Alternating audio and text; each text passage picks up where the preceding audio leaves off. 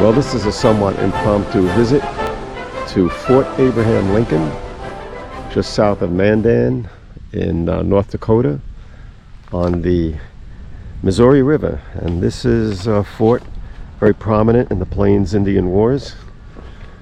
I'm not going to do a historical talk on this because I'm not that well versed, but this is where Custer set out from in 1876 on his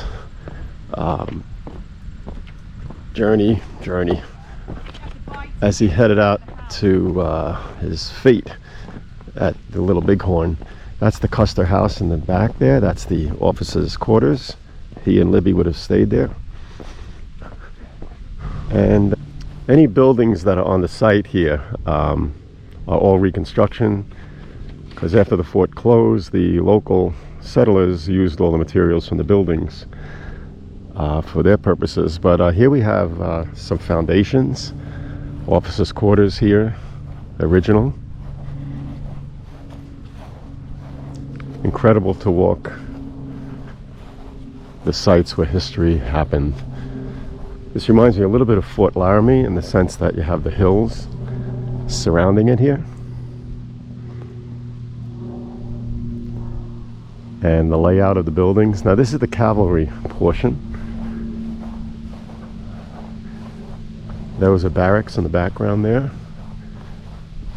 And to our right is the commissary. In the far distance there are the horse stables, and you might even see a little glimpse of the Missouri River out there. Not sure if that's it. Yeah, I think we see it there behind the horse stables.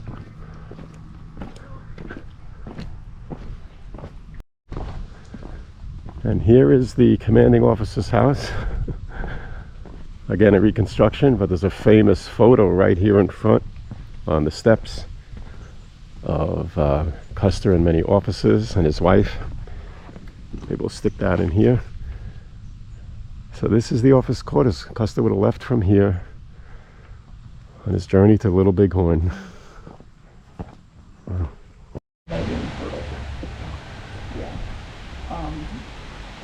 But it's hard to tell who, because it's, yeah, they were. He was a farmer and he had like 7 kids.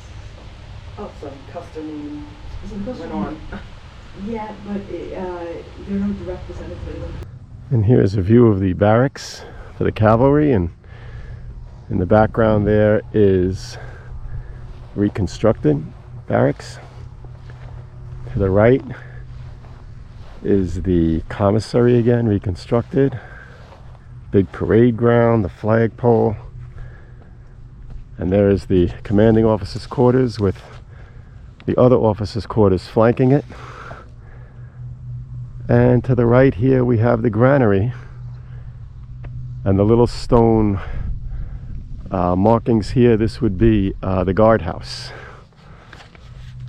The infantry portion of the fort, I think, would be up on that hill over there in the distance. So the infantry fort is separate from the cavalry fort here. And I guess that would have made a good lookout position up there. But I'm just inferring or surmising. Okay, so here we have it, the Fort Abraham Lincoln. Great historic significance, especially concerning the Little Bighorn campaign. And you can just picture it that Lizzie, Custer's wife, would be seeing him off here. If I remember right, she rode out a little bit with him. Came back, of course, stayed in the fort, and she was waiting here for him. So rather sad. But then once he was killed, she did return. I believe she went back to Monroe, and then the woman historian there said that she did actually go to New York, and she made a silent film. I think it was something about the pottery maker or something along those lines.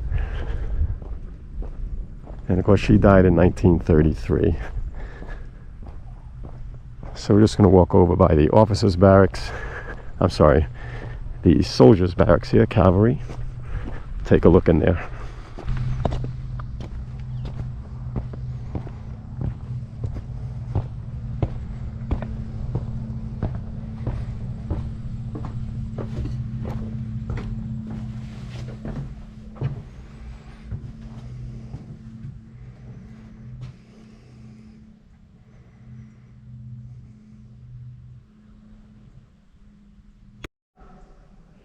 This room of the barracks is really a memorial to Company I, 7th Cavalry, with little biographical sketches of many of the soldiers and the scouts, the Indian scouts that were with Custer. Pretty unique place here, Fort Abraham Lincoln.